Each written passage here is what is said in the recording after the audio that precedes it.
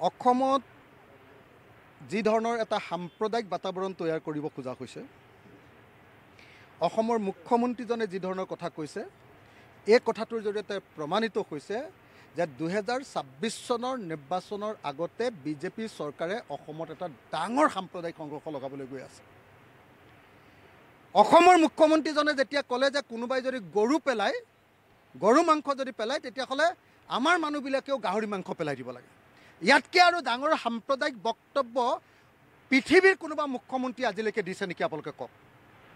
অসমৰ মুখ্যমন্ত্ৰীজনৰ এই বক্তব্য অত্যন্ত সাম্প্ৰদায়িক, এই বক্তব্য দেশদ্ৰোহী বক্তব্য, এই বক্তব্য ৰাষ্ট্ৰদ্ৰোহী বক্তব্য, আৰু এই বক্তব্যৰ কাৰণে অসমৰ মুখ্যমন্ত্ৰী এৰেষ্ট হোৱা, গ্ৰেপ্তাৰ হোৱা দৰকাৰ। মই অসমৰ ৰাইজক আহ্বান জনাইছোঁ যে যিজন মুখ্যমন্ত্ৰীয়ে সাম্প্ৰদায়িক সংঘৰ্ষ লগাবৰ কাৰণে গৰু মাংস যদি কোনোবাই ক'ৰবাত ওলায় তেতিয়াহ'লে তাত গাহৰি মাংস দলিয়াই দিব লাগে বুলি কৈছে, সেইজন মুখ্যমন্ত্ৰীৰ বিৰুদ্ধে FIR কেছ ৰুজু কৰাৰ ব্যৱস্থা কৰিব লাগে অসমৰ চাৰিওফালে, আৰু অসমৰ এজন মুখ্যমন্ত্ৰীক গ্ৰেপ্তাৰ কৰাৰ ব্যৱস্থা গ্ৰহণ কৰিব লাগে।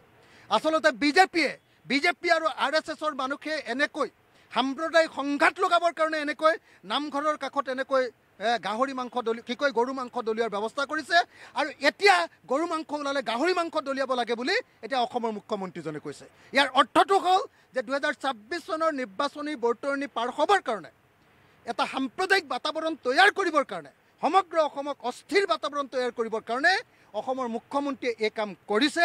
আৰু সেইকাৰণে অসমৰ মুখ্যমন্ত্ৰীক এনেকুৱা সাম্প্ৰদায়িক কাম কৰাৰ কাৰণে অসমৰ আৰু ভাৰতবৰ্ষৰ আটাইতকৈ বেছি সাম্প্ৰদায়িক মুখ্যমন্ত্ৰী ৰূপে তেওঁক অতি সোনকালে গ্ৰেপ্তাৰ কৰাৰ ব্যৱস্থা গ্ৰহণ কৰিবৰ কাৰণে মই দাবী উত্থাপন কৰিলোঁ।